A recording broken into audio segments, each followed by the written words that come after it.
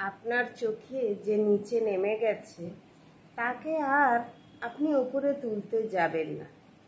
আপনার মন থেকে যে সরে গেছে তাকে আপনি চেষ্টা করলেও আর মনে আনতে পারবেন না, মনে জায়গা দিতে পারবেন না। কেন বলুন তো? কারণ সে চায় না আপনার মনে থাকতে।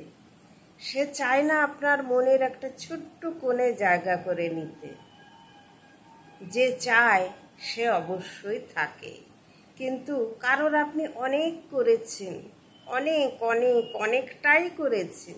হয়তো নিজেকে অনেকটা ঠকিয়ে, নিজেকে অনেকটা ফাঁকি দিয়ে তাকে ভরিয়ে দিতে চেয়েছেন।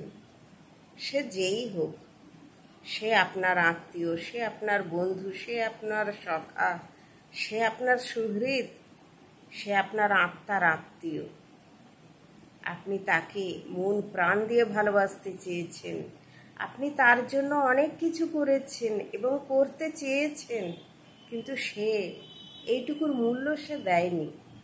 সে মূল্যটা বোঝেনি যে আপনি তার জন্য কি করেছেন কিংবা কি করতে চেয়েছেন। সে সেটার যখন মূল্য দিল না, তখন আপনিও নিজেকে খুব একা করে নিন। কি বলুন তো? কেউ যদি একা একবার থাকতে শিখে যায় না, সে আর দুনিয়াতে কাউকে ভয় পায় না। আর একাকিত্ব হলো পরম বন্ধু। একাকিত্বর মতো এত সুন্দর বন্ধু কিন্তু পৃথিবীতে আর কেউ নেই, জানেন? কেউ যখন একবার একা থাকতে শিখে যায় না, সে সারা পৃথিবী জয় করে নিতে পারে। কারণ তার পরম বন্ধু তখন একাকিত্ব। সে একা একাই সমস্ত কিছু করে নিতে পারে। সে ভালো লাগলে সে গান শুনবে, সে গান করবে, সে নাচ করবে, সে নাচ দেখবে, সে কিছু লেখালেখি করবে, সে রাস্তায় ঘুরবে।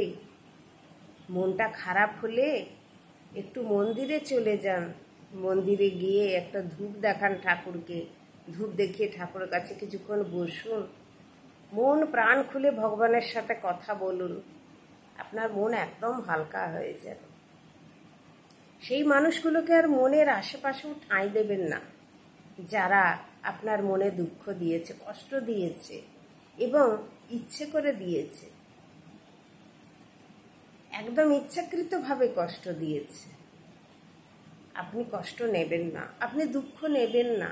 এলেও আপনি তাদেরকে টাটা করে দেবেন, তোমরা চলে যাও, আমি নিতে চাই না। কারণ আমি নিজে সুখী একটা মানুষ। আমার যেটুকু গুণ আছে কিংবা নাই বা কোনো গুণ রইল, আমি গুণ খুঁজে নেব। আপনি ভালো সেলাই করতে পারেন, আপনি সেলাই করুন। আপনি ভালো গান করতে পারেন, গান করুন। আপনি খুব ভালো রান্না করতে পারেন, আপনি রান্না করুন।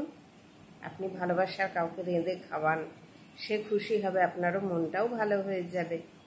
আপনি অনেকক্ষণ সময় ঠাকুর ঘরে বসে কাটান, একটু ঠাকুরের সাথে বসে মন প্রাণ খুলে গল্প করুন, ঠাকুরের সাথে কথা বলুন।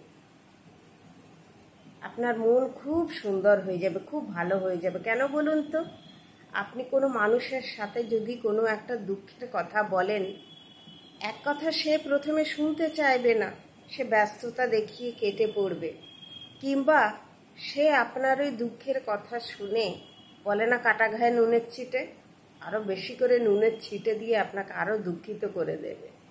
কিন্তু আপনার কাটা ঘায়ে মলম দেবে না।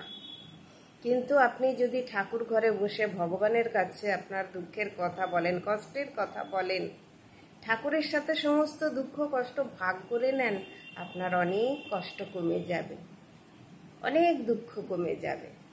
আপনার মনে হবে আপনি যাকে বলেছেন আপনার কষ্টের কথাগুলো, দুঃখের কথাগুলো, সেখান থেকে কিন্তু আর পাঁচ কান হবে না। কেউ আপনাকে পাঁচটা কথা আর শুনিয়েও যাবে না। বরং ভগবান চেষ্টা করবে আপনার কষ্ট কমিয়ে দিতে, আপনাকে ভালো রাখতে, আপনার মনটা সুন্দর করে দিতে। এবং আপনার মনটা যে কখন সুন্দর হয়ে যাবে আপনি বুঝতেও পারবেন না।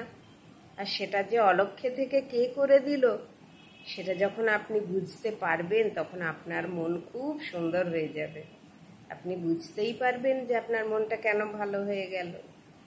ওই জন্য বলে মানুষকে যে একটু মন্দিরে যান, সময় হলেই একটু মন্দিরে গিয়ে সময় কাটিয়ে আসুন, একটু রাস্তায় ঘুরুন, কোনো চেনা জানা মানুষের সাথে দেখা হলে দুটো কথা বলুন, আপনার মন ভালো হয়ে যাবে, আপনার চিন্তা কমে যাবে। মনটা সুন্দর রাখা সবথেকে ভালো দরকার। মুখে ফেয়ার অ্যান্ড লাভলি মেখে, মুখে নানা রকম জিনিস মেখে মুখটাকে সুন্দর করলেই হয় না, বেশি সুন্দর করতে হয় মনটাকে, কারণ মনটাই হলো আসল। মনটা সুন্দর থাকলে না সারা জগৎটাই সুন্দর লাগে। তাই সবসময় নিজেকে সুন্দর রাখার চেষ্টা করুন। নিজে কি করে ভালো থাকবেন তার চিন্তা করুন।